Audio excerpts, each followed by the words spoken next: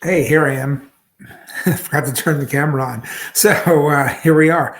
Wine number three.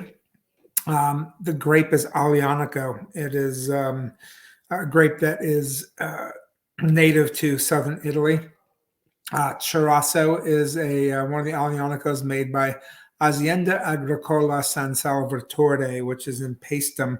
Paestum is was the first major Greek settlement in outside of Greece and in southern Italy, kind of east of the Amalfi Coast. If you kept going another hour or so toward the east, and I had the good fortune to go there to visit Paestum, uh, beautifully maintained. Only that has never been destroyed. Uh, Ruins there and beautiful museum. The famous there's a famous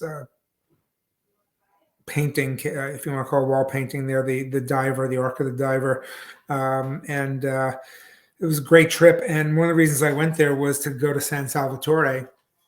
The winery is in the middle of a national park, national forest where water buffalo roam wild, and that's all part of the ecosystem there.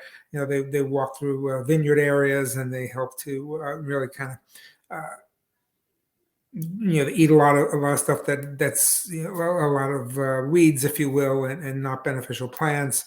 They the hay and the mud that they stomp in is really good for regenerating the soil, and it is the DO for buffalo mozzarella. So it's buffalo mozzarella is not made from big bisons; it's made from water buffalo. So that's Lucky the Bull. And by the way, Lucky the Bull makes it past the sensors all the time. Lucky's package is right there.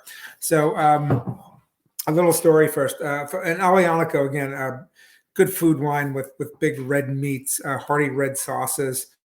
When I went to their cantina, they've got this beautiful place where you can taste all their wines and eat food that's raised right there on their property. They are fully sustainable. I think they might even be biodynamic. Um, when I ate there, I had for any of you Italians out there, I had a braciole made of water buffalo meat and of course some tremendous mozzarella. And Aglianico just went incredibly well with this beautiful, rich, hearty braciole made from water buffalo meat. And you can have it with a good hearty beef dish too. Grilled meats, I think, would go really nicely with. Aglianico used to have uh, teeth scraping acidity and tannins, and especially the tannins. You'd have an Aglianico and not be able to drink it. They were ageable for 10, 20, 30 years, but they've started to make them much more approachable in the past 5 to 10 years. So, like this one here is wine that you don't need to lay down and should drink really soon, maybe with a little bit of a decant. Give it a decant for maybe 15 minutes or half an hour. Let it open up a little bit, not because of sediment, but just to give it a little bit of air. Um, they make good wines, make really good wines, San Salvatore. Some classic whites as well, with traditional native Southern Italian grapes. Uh, you know, intentionally, I picked the Heart and Hands because of St. Patrick's Day.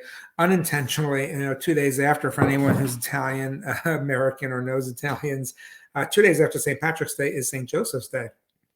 And St. Joseph is a patron saint for many things, but he's a really prominent saint well, he's a patron saint of Sicily, but also very prominent in Campania, where this wine comes from, Naples and surrounding area, and where my father's family partially came from Barde on one side of the boot, and from Campania, Caserta specifically, north of Naples.